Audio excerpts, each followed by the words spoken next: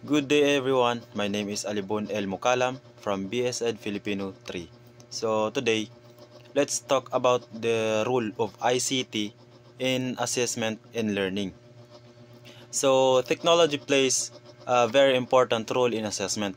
Today, technology offers many tools and applications that can be used in assessment to be more efficient and effective. See the diagram below to understand the role of technology and assessment. So, unang-una, technology makes assessment faster and more efficient. So, for example, kapag gumagamit tayo ng online quizzes or digital forms, so automatic na nagge-generate siya ng scores. So, hindi na kailangan ng mga manual checking. So, kaya mas mabilis ang feedback para sa mga students. So, pangalawa, technology help make assessment more interactive and engaging. So, instead of paper and pen test, so pwede tayong gumamit ng apps, videos, simulation, at even gamified quizzes. So, dahil dito, mas nai-enjoy ng students ang learning process habang nasusukat pa rin ang kanilang skills. So, pangalawa, technology allows more accurate data tracking. So, ibig sabihin, mas madaling makita ng teacher kung alin sa mga topics ang strong o weak ang students o isang students. So, with just a click, makikita na ang overall performance trends at areas for improvements. So, lastly, technology support flexibility. So, pwedeng mag-assess kahit saan, sa bahay, sa schools, or kahit on the go. So, perfect ito lalo na kapag may online or blended learning setups. So, in conclusion, so technology doesn't just make assessment easier. It is make them smarter, faster, and more meaningful for both teacher and learners. So, next tayo sa digital devices like laptops, smartphone, and computers help teacher construct assessment tasks by making process faster and easier. So, with these tools,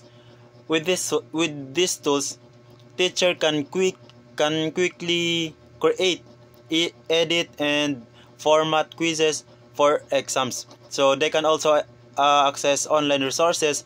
For example,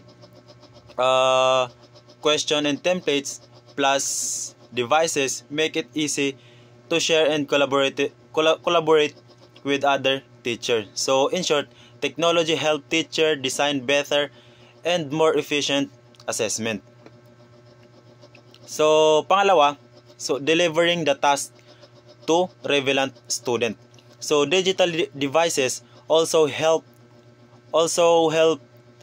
teachers deliver assessment tasks to student.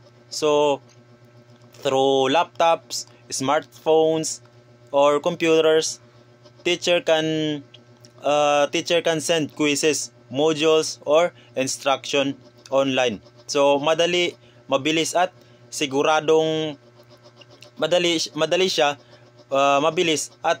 lahat ng student ay makakatanggap ng platforms like Google Classroom or email, make distribution organized and hassle-free.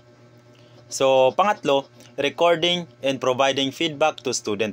So, these devices also make recording and giving feedback easier. So, bakit? So, teacher can store scores digitally.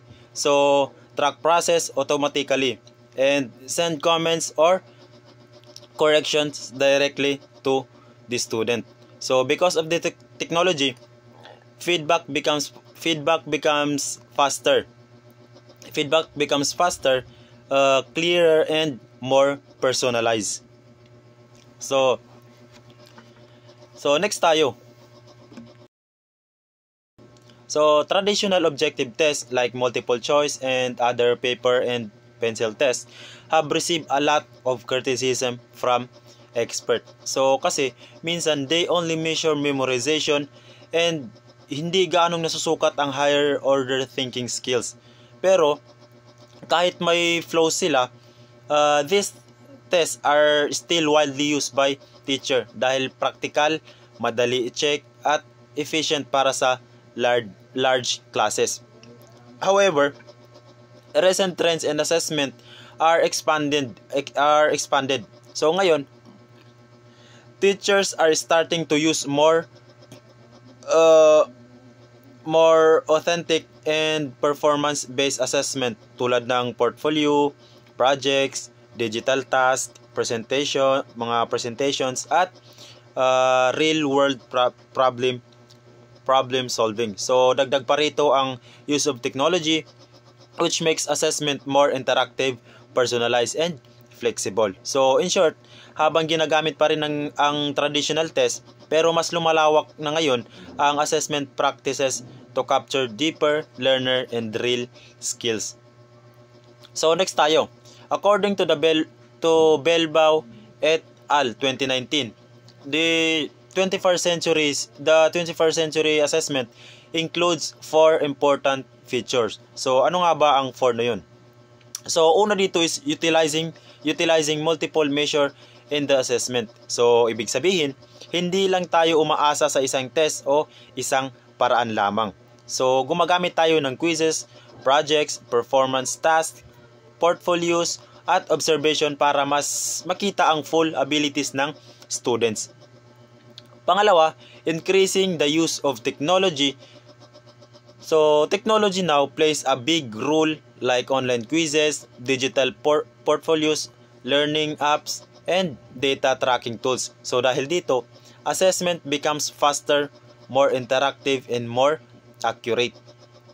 So pangatlo, focus on the progress and development of the learner.